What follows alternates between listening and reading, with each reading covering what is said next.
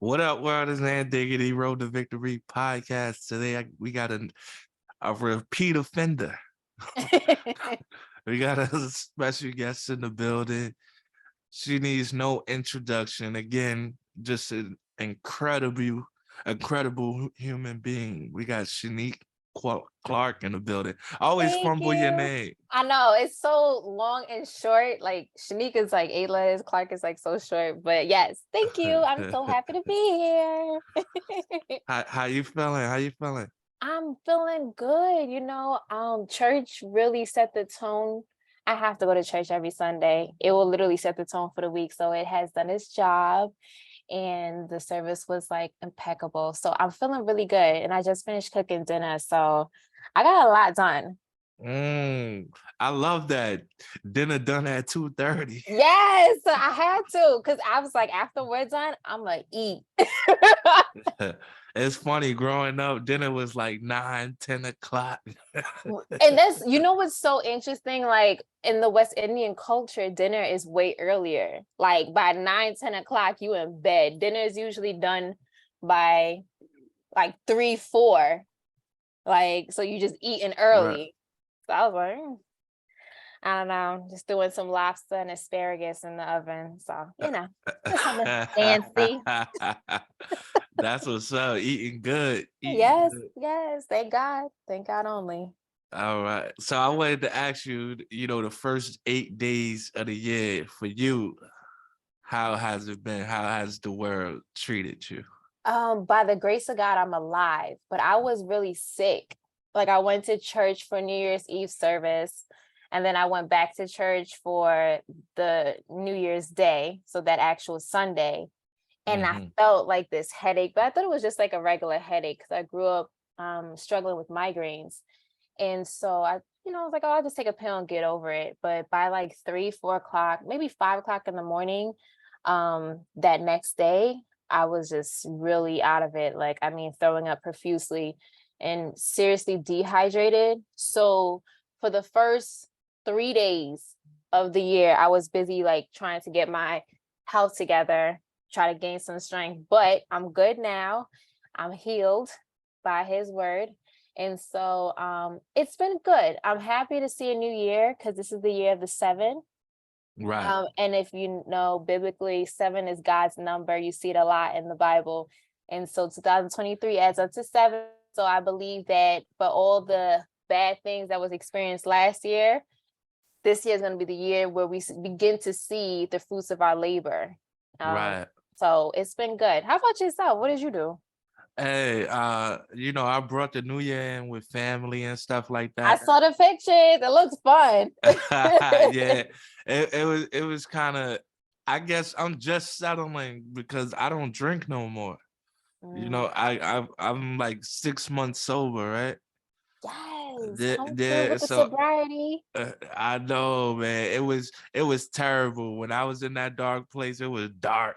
Yeah, Yeah, I know. it was real dark. So it was like, drinking like gallons and gallons. And then I lived by myself. So it was like not being social. I just got off the phone with my boy. He was like, "You the most social slash socially awkward person I ever known in my life." So it was like my first New Year's without drinking, without turning up and stuff like that. So, and I'm still getting used to it, going to these places, and because I'm so used to alcohol forming my personality, creating Yeah. my personality and stuff like that. So I'm just getting used to settle that. But the most important thing that I realized is like all this stuff I had planned for the new year is definitely out the window. But it's not really a bad thing because it's like it's just like a transfer of thinking. Mm, Before the year came, I had these ideas on what I'm gonna do, and I feel like the New Year's here now is like me literally dissecting these goals and stuff like that. Like, all right, I said what I said, but now it's time to like go a layer deep, go a yeah. layer deeper, and like to the bottom to the dig the roots out and stuff like that. I love that. It's the time to put in the work. So you laid the foundation. Now it's like put in extra work. Not say you didn't do any work, but extra work. But it's gonna Extra. work out. And then I found the cheat code along the way. You know what the cheat code is What's the cheat code? Let for me a know. successful life? What? That there's no help coming. Nobody coming to help you. Nobody coming to save you. Like, I feel like in order to be successful or whatever you, I mean, I know a lot of people versions of success is different. Like some people are just successful if they woke up. You know what I mean? But Yeah. I I think for the success I want in my life, it's like, yo, Aunt, you're gonna have to build Rome by yourself. You know what I'm Yeah. saying? Yeah. And it won't be until you get to the point where people start to see the sculpture Hmm. and then join That's to usually because how it is. because they want to feel a part of something. Exactly. You know what I mean? Exactly. I think that's like that FOMO. Like people all have that fear of missing out. So when they see that other people have done it and then you're starting it too, they're like, oh no, I need to get on this too, because you just never know how it's gonna turn out. Like it's a gamble, but it can work in your favor. So they don't want to miss out on anything. Yeah, absolutely, man. And I'm just now, top of the year. I'm just now realizing now, like, okay, because I want to do so much, you know what I'm saying? I want to excel at this podcasting thing. I'm like, okay, if you want to excel at the podcasting, you're gonna have to learn how to edit. You're gonna have to learn how to create an intro that attracts people. Your substance gonna have to be deeper and stuff like that. Like all of this, doing music. I still have a passion for music since like 15 years old. And Really? I have yet to release like a official project. You know, I used to manage a studio. You did? Small world. I used to manage the studio that's owned by Jerry Wonder, who is the cousin of Wyclef. So they both used to own the studio, and then there was a division between the Jersey studio and the New York studio. And I was running the New York studio at the age of 22. Woo. 22, I was running Platinum Sound Studios right there over by Times Square. So I That love is music. I love music. that is insane. Yeah. How was that? It was definitely interesting because I just came home from college. That was a rough year because I remember I started the job around the time my grandmother died. So my grandmother died October 7th, 2014. And I couldn't find a job, but I got all these internships. So I said, you know what, I'll just take it because I still needed, I think it was like 4 extra credits. So I was getting 2 credits from, no, I'm lying. I needed 3 credits, and I was getting all 3 credits from Universal Attractions Agency, which was originally James Brown's agency. So the person who managed him began that agency. So I was working directly under Naughty by Nature's manager, and I was able to acquire the job that was supposed to be an admin position at Platinum, but the manager at the time was pregnant and going on maternity leave. So she was training me to take over. And sometimes with pregnancy, you just don't know how you're going to feel. And there were times where literally I was just working. I was counting the money, putting everything in the system, set up sessions, and you have to know which artists have issues with which artists, so you cannot book them Yeah, the yeah. same time. So we Wow. worked closely with other studios like Daddy's House, which is Diddy Studio. So sometimes like we'll have to tell Epic, like, this artist has to go to Daddy's House. They cannot come here because we have Bobby Schmurder coming here tonight. So it was a lot. It was fun, especially because I'm fresh out of college and getting my feet wet into the working world. Right. But it went to show a lot to me. Like there's a lot of things I didn't want out of life, but there were also a lot of things I wanted out of life that I learned from there. So I've met some amazing people out of there. One of my good friends, shout out to Barrington B. Hall. He's actually now one of Lil TJ's producers. So he's doing his thing out there in California. He went out there on a dream and he's killing it. And of course, Chris G, he opened the studio in Jersey. Shout out to him. So everyone is just doing it. Cameron is working for Alicia Keys by Hudson Yards. So honestly, it just feels good to know that I started in the trenches with some great, talented producers and engineers. So it was a great thing to walk away with, honestly. So shout out to all of them. Hey, that's magnificent because you know what? Success leaves clues, man. Yes, All the yes. time, success leaves clues. And what I wanted to talk to you about today is that Mm. inner work, that inside when nobody's watching, you know what I'm saying? That character and integrity you're supposed to have, you know. And I say success leaves clues because I give you an example. I went to Atlanta one time, right? Mm-hmm. First time, I think this was my first boys trip. It was like 2 years ago. It was going on 2 years ago, right? First, me and the homies, first trip ever together. Really? We go to Atlanta, but we went for some stupid stuff. We went to Atlanta to celebrate Bronx Day. We could have did that in the Bronx. So to go to Atlanta to get the Atlanta experience, but it's everybody I know and I grew up with in the Bronx at the same time. So the whole Bronx just went to Atlanta, I kind of ruined the trip for me. Well, you know, when Bronx people show up, things change. Yeah. So check this out. My boy, one of my right hands, my day ones, right? He had a friend that already lived out there, right? Mhm.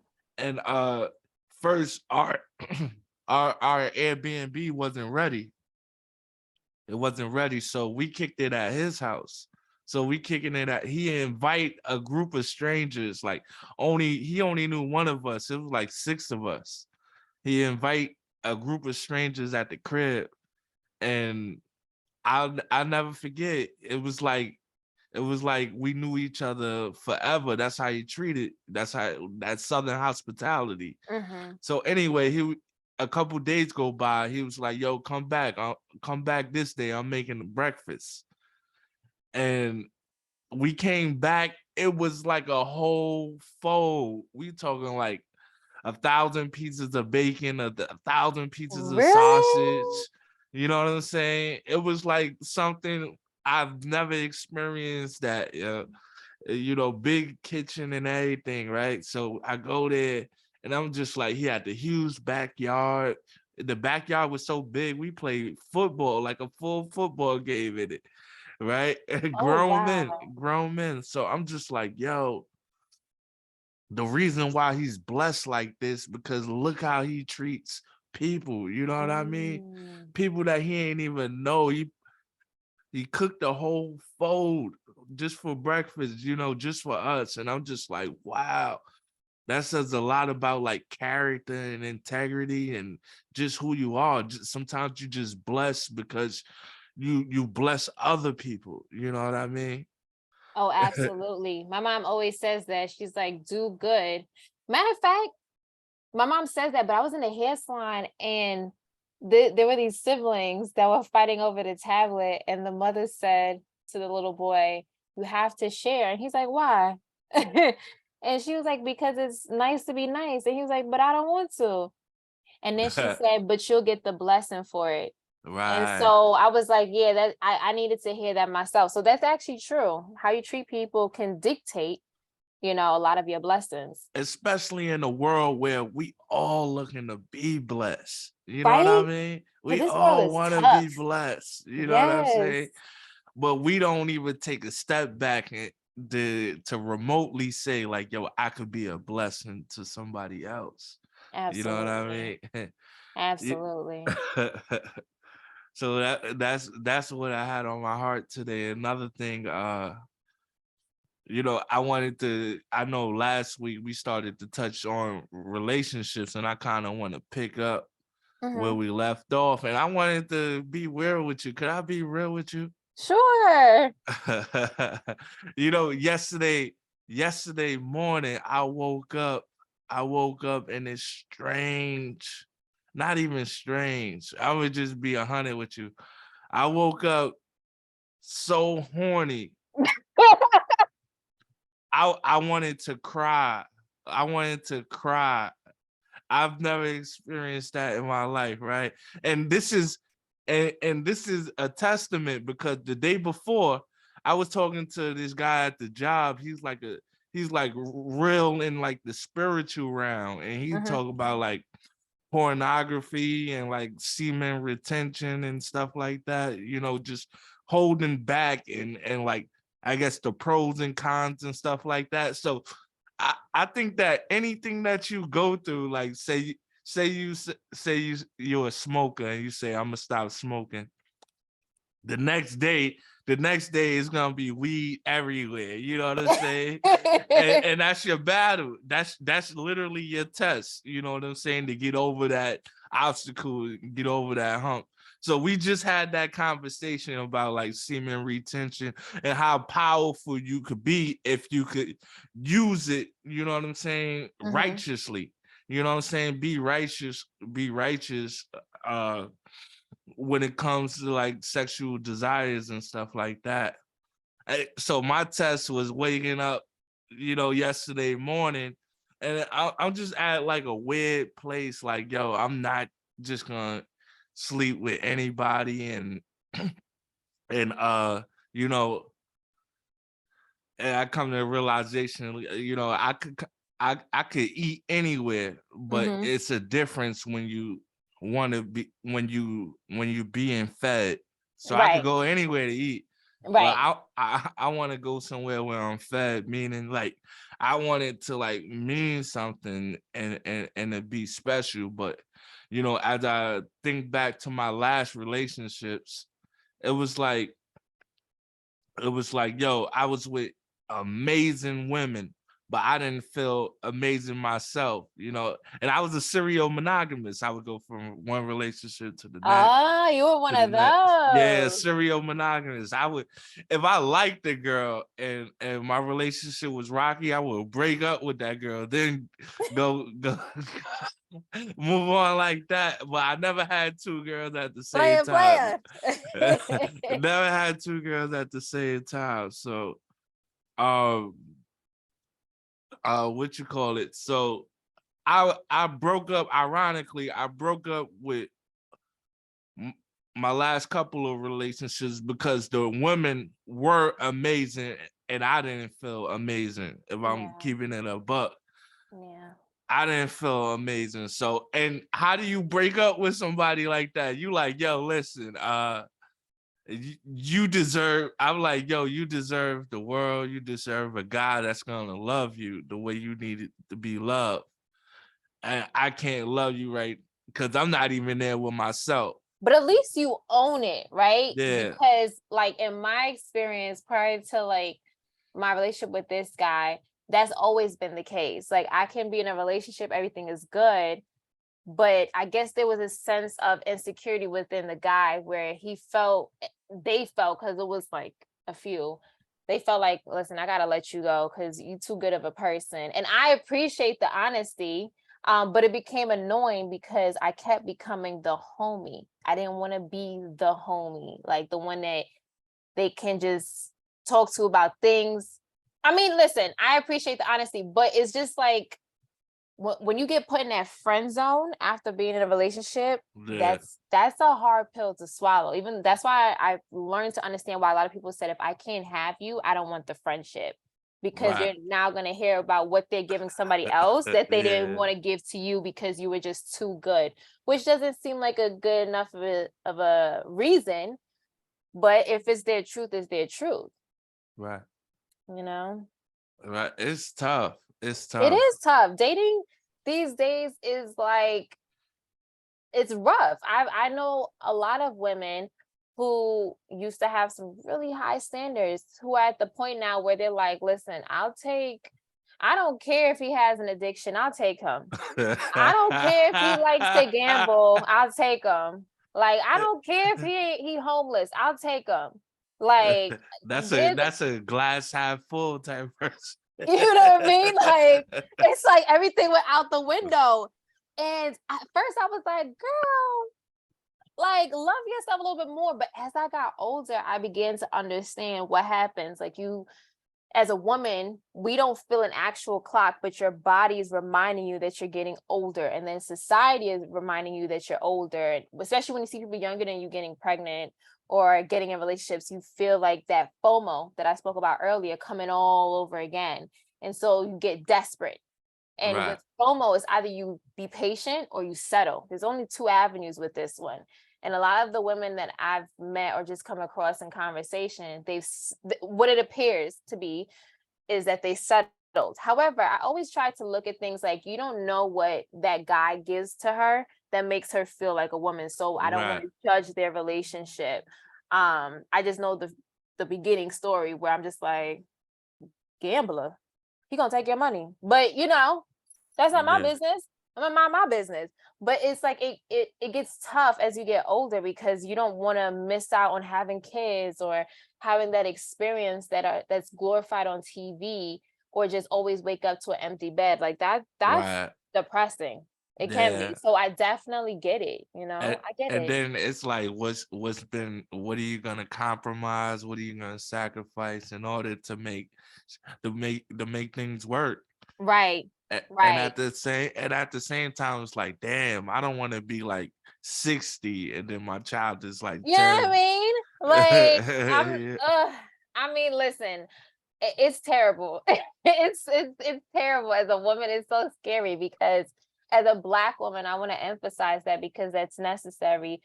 Already the pool is slim because Black men are targeted as, serial violent offenders, or they're dangerous, or there's all these stereotypes and stigmas that affects the pool of Black men. And when you weed out those that are for you and not for you, it's very few left, to the point where you begin to say, I don't want to swim in this pool no more. Let me jump in that pool. Like, Mhm. and I've dated white guys before. It just didn't work out for me. You know what I mean? Because I just felt like culturally I would have to do too much teaching, and I didn't want that. I wanted to come to the table where it's like we get each Right. other. Like, my parents are Jamaican. You don't have to be Jamaican, but like Right. you understand a thing or two. Like, not to call Antigua. That's my biggest pet peeve. Like, and once the second white guy I dated said it, I was like, okay, I don't want to be stereotypical, so I'm gonna say only I say it. Then I'm watching TV. Andy Cohen said it. I said, okay, it's a white people thing. So, so I'm like, no, Yeah, no, I know what you mean. I had a white therapist, and then the certain stuff I was saying, she couldn't understand it because she don't culturally, she right. didn't know. You know what I mean? Doesn't make her a bad person. It's just Yeah, at like, all, at you know, all. But she introduced me some stuff that she done that worked all my life till today too. So it's like, you know. yes, I love to hear that you had a therapist. I think that's so important to promote as a Black man. Oh Mental health. yeah, yeah. My therapist really helped me stop drinking. You know, Yeah. yeah, definitely. Gave me ideas like to-do lists, go volunteer. Just ways to occupy not just my time but my mind. Mm, All gave me options to all the stuff I could be doing besides drinking.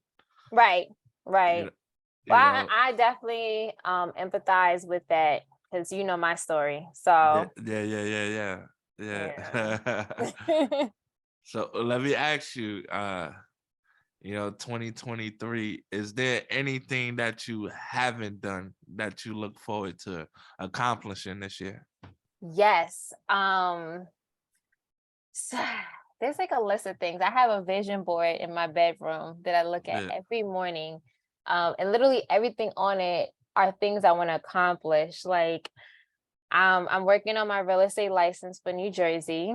Oh, look at you. So I'm hoping to pass the test. It's actually very difficult. So this is my third time trying, but I encourage whoever's interested to just keep going. Once I pass New Jersey, I'm going to consider going for other states as well. I also, because I work for the Food Network, supporting the president, vice president, and senior vice president. Luckily, my boss is so cool, so understanding, and just really genuinely encouraging. She's open to giving me production opportunities. So I'm excited about that because everyone who knows me knows I've always wanted to produce. I've always wanted to produce content. I just was never given the opportunity for whatever reason. And so now I have someone in my corner who supports me. So I thank God for bringing the right people into my life because I prayed for this. Like I Right. literally wrote out a list last year, like what I don't want in my life and what I would like to welcome into my life. And I just asked God to keep it aligned with his will too. Like, so if anything's on it that doesn't belong, feel free to take it off, Lord. But hopefully there isn't. But I also want to have a baby this year. I'm just thinking out loud. I literally, Anthony, I've had 3 dreams over the last 3 weeks of me with a little girl. Yeah. So I'm wondering, is that God telling me I'm going to have a baby girl? Like, well. So who Hey, knows? that's sound more like a premonition. It You know what I'm saying? Like a does. manifestation. You know what It I mean? does. I can see and I already have this set up. I have the whole 2-bedroom apartment. So it's like no brainer. Yeah. And the funny part is I wasn't even looking for this apartment for myself. I was looking for this apartment for someone else. And then I was like, when they didn't want to pay the amount, I was like, I'll take it. And I took it. Yeah, that's crazy. Well, also shout out to the Food Network. Shout out to the Food Network and HGTV. They are some amazing people who are producing amazing content. Seriously, they are the kindest people I've ever worked with. I kid you not. Oh Like they wow. are so nice, so kind. Like these are genuine people. Like I think when people talk about an ideal job or at least a healthy work environment, it's reflected in these departments. And I'm sure the other departments that are under Warner Bros. Discovery, but these are the teams I'm with. So therefore I can see it firsthand that these are some amazing people who are just killing the game, Right. honestly. It's funny that you work for the Food Network because every time I go to my grandmother's house, she always watching the Food Network Mine too. with no food in the fridge. So it's just like the Food Network is like a It's so dream. tempting and it's such a tease. It's like sometimes I'll watch Guy's Kitchen and I'm just like, I should go grocery shopping. Or I'll watch like a baking show and I'm like, I got yellow cake in the kitchen. I could just bake something. Like it makes you want to just do something or order, honestly. Because I'm going to Uber Eats after watching those channels and I'm Right. like, I want some matter of fact, I want lamb chops. You get bougie with it Hey, too. for real, for real. Our favorite show is the guy in the red car driving from restaurant to restaurant. Is that Bobby Flay? I could be wrong. I don't know. He got the blonde spike hair and Oh, stuff that's like that. Guy. Yeah, Yeah. God. Yeah. Yeah. We watch that all the time. Every time I go over there. No, shout Shout out to out your to my grandmother. grandmother. Yes. Yo, the last time I went over there, we watched all of the 50 Shades of Grey together. Really? My grandmother, 80 years old. Is You your like, grandmother uptown? nah, she's in Coney Island. Oh, she in Coney Island. Okay. Yeah. So that's the funniest thing. We watched 50 Shades of Grey. She was like, watch all the stuff he do to this girl. I need to find yo, almost 80 years old. I I need to love find me a her. guy like that. No, grandma is not playing. I love her. Yes, shout out to her. She knows she would. She knows she would. Please. Oh man, that's hilarious. That is funny. No, but it's amazing. God's been good. God's been really good. So yeah. All the time, all the time. So now, how would you say? I know I probably asked you this, but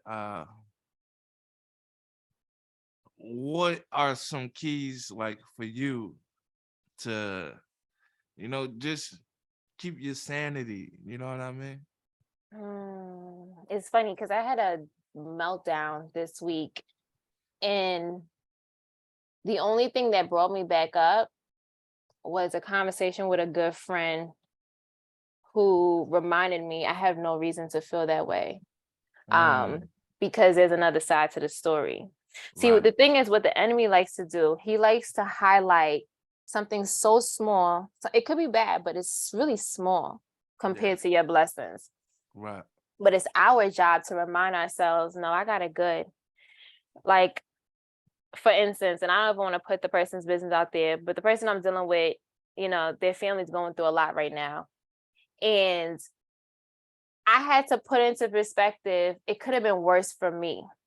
I could have been in their shoes going through what they're going through. Right. And you don't realize how much God has saved you. Not to say God's not saving them, but we all have a different walk. Our Right. story is not going to look the same. Like, you and I have discussed addictions, and transparently, I've battled with my own fair share of addictions. I had an addiction to pills, and I had an addiction to marijuana, and it was God who saved me from pushing that habit to a limit that could have cost me my life, because now we see people dying of fentanyl overdoses, and fentanyl is something that they're putting in all sorts of medications and weed and God knows whatever else is out there, or just mixing weed with K2, and it could be really bad, right? Right. And so sometimes it's just a quick conversation with yourself, like, it's not that bad. It's really not. Or just Yeah. remind yourself of when it was worse, to remind you that it's really not that bad. It's a conversation that you have to have with self, because there's three voices in our heads, right? We have our voice, God's voice, and the voice of the enemy. And sometimes the voice of the enemy sounds like God's voice, but it's not, because the Bible Mm-hmm. says that he likes to mimic God. He likes to come as a light, and he's not. So what we have to do is constantly pray for discernment and pray for wisdom and strength, because he's gonna attack.